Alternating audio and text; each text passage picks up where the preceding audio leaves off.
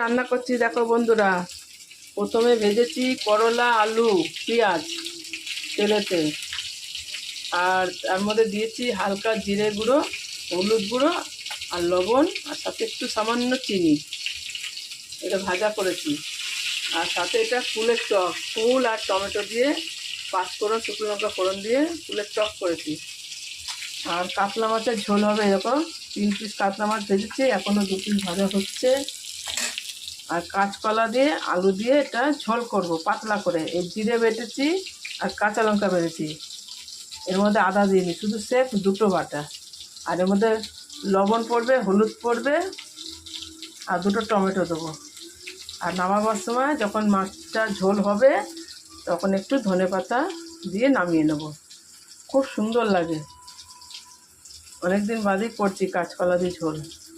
আর এই যখন আলুটা ভাজবে একটু কালি জিরে একটু জিরে ফোড়ন দেবো। এই জিরে রেখেছি আর কালি জিরে দেবো, দুটো মিক্স করে, আরও টেস্ট লাগে। এটা ঝোল হবে পাতলা করে। এই মাছটা বেশি ভাজবো না, এটা একটু ভাজা হয়ে গেল। এই মাছ বেশি লাল লাল করে ভাজে না, এরকম ভাজা হালকা হালকা করে। আর এই মাছের ঝোল, করলা ভাজা আর টক, আর কিছু না বন্ধুরা। এই হচ্ছে আজকে আমার দুপুরের রান্না। কার কার ভালো লাগে এই রান্না খেতে, হালকা মাছের ঝোল।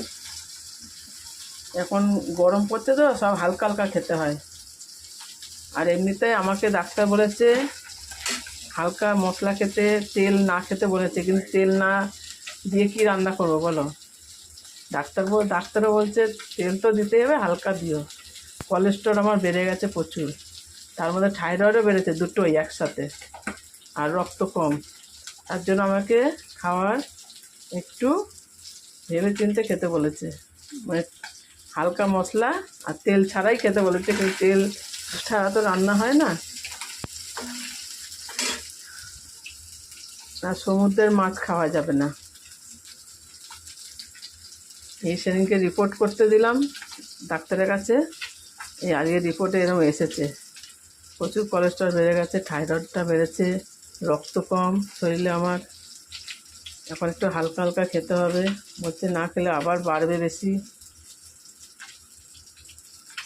আজকে সব রান্না করে দেখো মশলা অল্পই দিয়েছি, 4টে কাঁচা লঙ্কা আর জিরে বাটা, আর হলুদ গুঁড়ো দেবো, আর লবণ দেবো, 2টো টমেটো দেবো।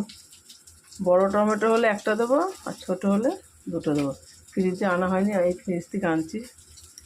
এই মাছ ভাজা হয়ে গেল। ওই বাপরে